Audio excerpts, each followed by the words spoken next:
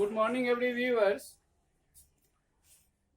This video belongs to standard 8th, and topic is that minerals and power resources. Subtopic is that power and energy resources. मतलब ऊर्जा संसाधन या शक्ति संसाधन। आइए पहले हम देखते हैं कि ये ऊर्जा संसाधन क्या है, शक्ति संसाधन किसे कहते हैं। तो development of a country depends upon the power resources, means any type of development in an area or in a country are depend on the power and electricity that uses by the people, or per capita electricity consumptions by the people is one indication that that shows us how development are occurred in that region, that country. So the development of a country depends upon the power resources that it possesses. मतलब किसी भी countries का जो development है वो depend करता है कि वहां पर पावर रिसोर्सेस कितनी मात्रा में यूज होते हैं लोगों के द्वारा। The power resources are actually energy for और फ्यूल। पावर रिसोर्सेस वास्तव में क्या है? ये ऊर्जा है, फ्यूल्स है, ईंधन है, जिसका यूज करके हम डेवलपमेंट के डिफरेंट एस्पेक्ट्स को हम परफॉर्म करते हैं। नेक्स्ट है fuel are substances which on combustion the produce usable energy in the form of heat and light. Fuel जो होते हैं इसी का एक हिस्सा है, और फ्यूल एक ऐसा सब्सटेंसेस है जिसका जो दहन होने पर, जो दहन होते हैं जिनमें जलाया जाता है, दहन होता है, और ये जो है एनर्जी, ये जलने पर ये एनर्जी प्रोड्यूस करती है, जिसे हीट भी कह सकते हैं। हीट एंड लाइट के फॉर्म में यह एनर्जी जनरेट करती है जब ये फ्यूल जलती है। तो उसके बाद है power resources are required everywhere in agriculture, industries, transport, communication and in homes too. It means power resources एक रिक्वायर की जरूरत जो है एवरीवेयर है, मतलब एग्रीकल्चर में भी इसकी जरूरत है, इंडस्ट्री में भी एग्रीकल्चर में बहुत सारे ट्रैक्टर से खेती होती है, तो इसके लिए भी पावर की जरूरत, फ्यूल से चलता है ट्रैक्टर्स, थ्रेशर्स। फिर इंडस्ट्रीज है जिसमें मशीन चलती है बिजली से और फ्यूल से, तो इंडस्ट्रीज में भी इसकी जरूरत है। ट्रांसपोर्ट व्हीकल, उसमें भी इसकी जरूरत है।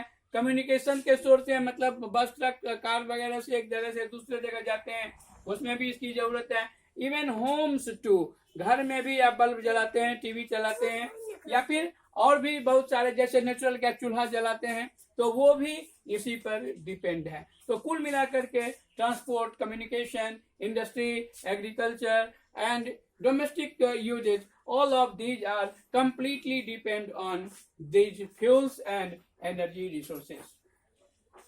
अब आइए कि एनर्जी रिसोर्सेज जब हमारे लिए इतना जरूरी है तो इसे बांटा गया है दो हिस्सों में। These are two types, means ये जो एनर्जी है, फ्यूल्स है, एनर्जी रिसोर्सेज हैं, उसे दो भागों में बांटा गया, एक कन्वेंशनल और दूसरा नॉन कन्वेंशनल। कन्वेंशनल का मतलब होता है परंपरागत स्रोत ऑफ एनर्जी।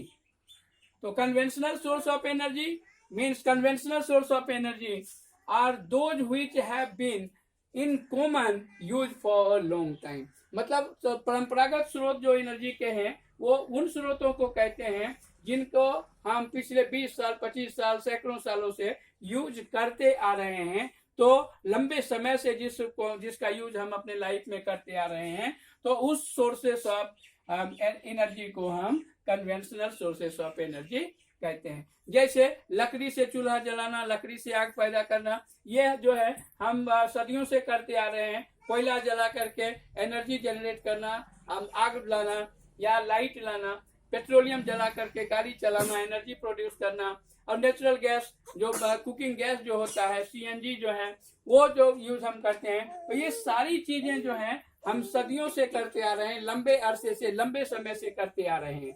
तो इसीलिए इन्हें जो है कन्वेंशनल सोर्सेस ऑफ एनर्जी कहा जाता है। हालांकि ये अलग बात है, these are exhaustible sources of energy, ये समाप्त होने वाले संसाधन है। जैसे आप लकड़ी का कोयला उसको जला देते हैं तो समाप्त हो जाता है, कोयला जला देते हैं तो राख में बदल जाता है, समाप्त हो जाता है। पेट्रोलियम जलाते हैं तो धुआं में बदलता है, अंततः खत्म हो जाता है।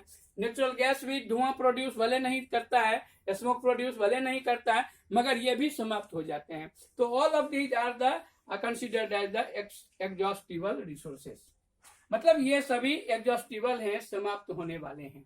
इसके बाद है एग्जॉस्टिबल और non renewable sources energy which can not replenish और renewable in short period of time, मतलब ये जो है एक बार समाप्त हो जाए तो कम समय में ये तुरंत फिर बन नहीं सकते, या कम समय में तुरंत इनका फॉर्मेशन नहीं हो सकता है। इनके फॉर्मेशन के लिए मिलियंस ऑफ ईयर्स लगते हैं, बिलियंस ऑफ ईयर्स लगते हैं।